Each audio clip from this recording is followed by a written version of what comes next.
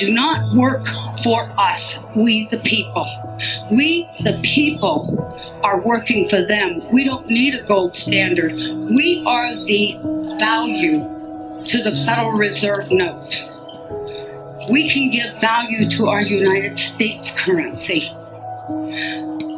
The Constitution that they're teaching today, as wonderful as it is to learn about a big portion of it, it's not the correct Constitution. It's actually a second Constitution, and that's the one that they wrote when they went incorporated. In 1933, there was the Emergency Banking Act. You've got the War Powers Act, Trading with Enemies Act, and every year, the United States corporation, masquerading as our supposed government, which is no more than elected officials like a CEO and the stockholders board for AT&T or Microsoft. So you're not voting for a legislation. You're not voting for a representative because each and every one of them are bonded under a United States corporation. There's 37,000 subsidiaries of that corporation. Every agency, when you look it up on Dun & Bradstreet, is listed as a corporation. It is a for-profit private company, and we are their inventory. I feel bad knowing that I've been enslaved all this time, and I'm sorry for the people during the civil rights, all the wonderful ones who were already in slavery and they thought they were free. We've all been in this boat together, and people need to really wake up, and we need to hold these corporate officials' feet to the fire and insist the corporation must be dissolved, the Federal Reserve must be banned from this country, and we must turn our system of judiciary back to a common law. If there's no harm, no loss, there's no crime. And everything else is a way to get you to pay. Even the court systems are hooked up to the QSIP system. When you get a case number on a court document and you're being charged with something, why do you think they call it a bill or being charged? Because that's exactly what's happening. They set that court number up, and it's attached to the stock exchange too. And from the moment you're arrested or charged, they start trading you on the stock market, swapping you just like they were with the derivatives and the default swaps on the mortgage. And that's a whole nother thing. We all know that's coming out in the mainstream media. Federal Reserve is meeting on November 2nd, the same day as elections. All I can say is wait for the sky to fall, because they know their house of cards is tumbling in on top of them. And if I do nothing but go to my grave, I will see them pay for their evil that they have committed, not only against our nation, but every nation out there. It's been an illusion. And every person who gets up, even Jan Brewer, Trent Franks, I don't care who they are, they know their position. They know they've been lying to you. Why do you think they have such a disregard for the Constitution? What Constitution? They know that they're doing as they damn well please, because as an employee of a company, can you go tell the boss how to run his company? Do you think he's going to change because of you? And when you add this all up and you think back to, especially lately, it's rolling over so quickly on itself. So when you go to the polls, I'm going to the polls, but I'm writing in the name of Jesus Christ, because there's no one, I will not vote for the lesser of evil, because evil is evil. And I hope that someday we'll all be able to have real elections with a de jure government, a de jure constitution, and a common law of land. I've got a few extra DVDs of a video called Secret of Oz. It explains the money situation very well. We don't have to have gold standard. North Dakota has a state-owned, state-chartered bank. They do not deal with the Federal Reserve. They haven't since 1909. They have a 3.2 unemployment rate right now, and they have a $600,000 surplus, and they're just rolling along like roses. They didn't suffer during the TARP, the bailout, and all of this. They don't have a foreclosure rate. So let's open our eyes and see what one state held their feet to the fire and didn't give in to the Federal Reserve.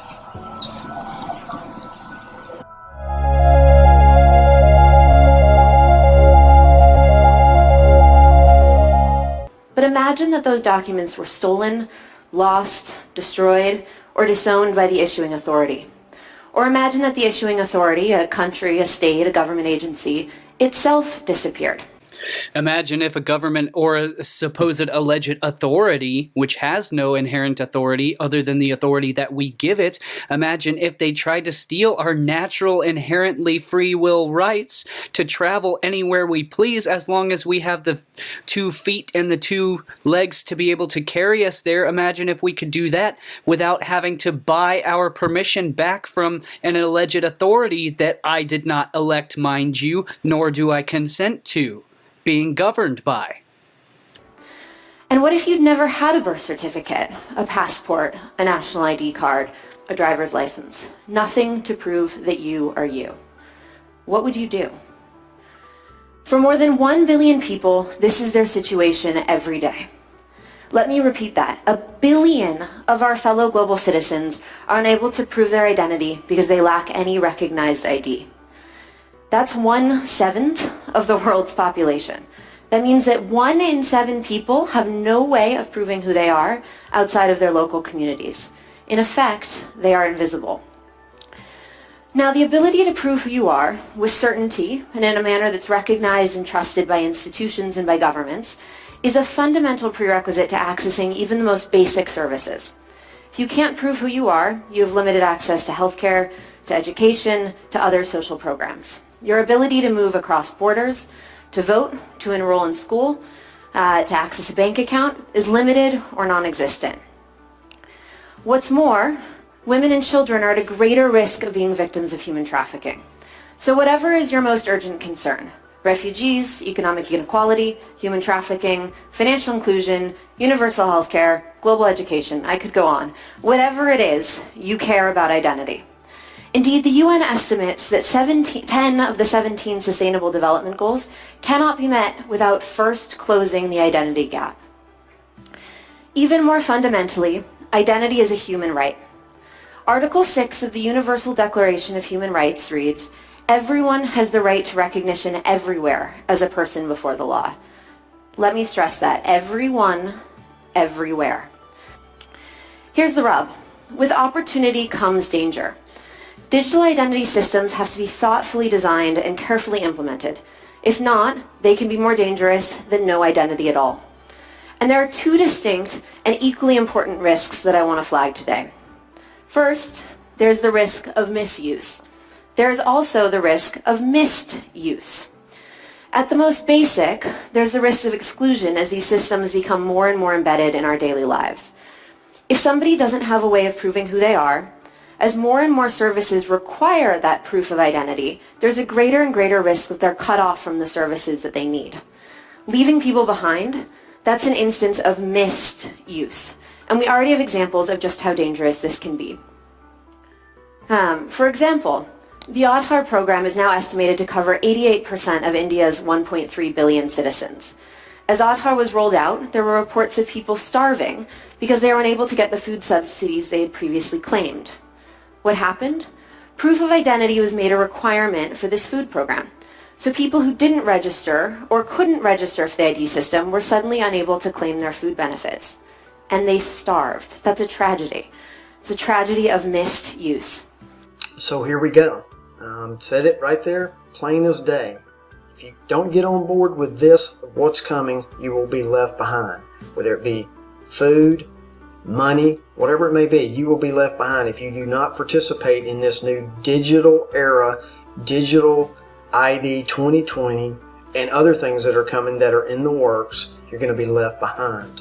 Perfect example, this was announced April 6th by a company, NetSense, that you need to know about. NetSense is a disruptive cryptocurrency payment technology company.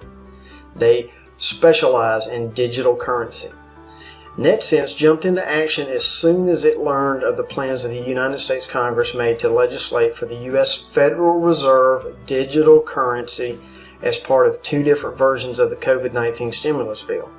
Ultimately, this aspect of the legislation wasn't included in the final version, but the board and the advisors of NetSense have agreed that this digital dollar will be included in subsequent legislation. So it's coming. Then that's how they roll. That's how they do things. They roll stuff out, they put it in the stimulus package, they sit back, see how they respond, and then if it's not going to go through, they pull it back, and then they roll it out later for another time. That's exactly what Google is about. That's exactly what social media is about, is looking at the algorithms of how we react to certain things before they roll things out and see how far they can go. So that is, they are working also with the central banks of all over around the world on the central bank digital currency, which is the CBDC. You can look all this up. And that is the whole purpose of understanding how central banks work. They're not part of any government of any of the countries that are in. In our country, in the United States, it is called the Federal Reserve Bank. It is no more federal than Federal Express. It is made up of bankers all across the world. Nobody knows exactly who all they are. We know that Rothschild's involved. We know Rockefellers are involved. They've never been audited. We've tried. They've all gotten shot down. Tried it when Greenspan was in. Tried it with Bernanke when he was in. There has never been audited since it's been put into place, and for good reason. So the central banks are working on digital currency because they're going to do away with all of the currencies all over the world and have one form of currency, one form of money. And then you have this other, which I just showed you the clip of ID 2020, digital vaccines, digital tracking. It's all being put into place. And I've said it before, it's like making a peanut butter sandwich. Why do a lot of people don't believe in conspiracies? Because it's compartmentalized.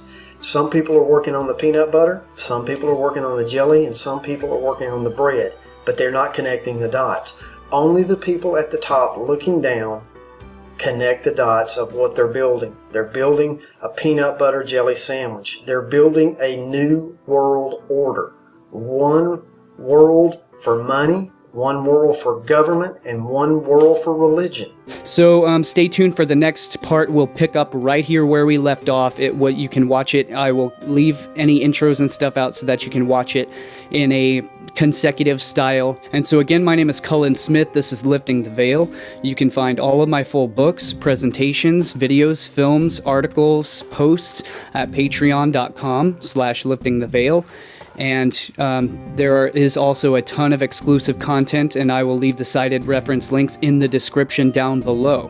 So you can check that out for all of my full content, and I will see you guys in the next video. Stay tuned, make sure to subscribe. Please help me reach more people by sharing these videos around on the internet, because I rely solely on word of mouth, and the recommended algorithms are not recommending any of my videos or films anymore. My channel has literally been completely restricted, so I rely on your help, and I need your help. So please help support this channel by sharing my work around if you appreciate it, and make sure to subscribe if you're not a subscriber already, and leave me your comments. I definitely want to know what you have to share and what you have to think about all of this stuff, and I will see you in the next video. Y'all stay safe and take care of yourselves, and I will see you later.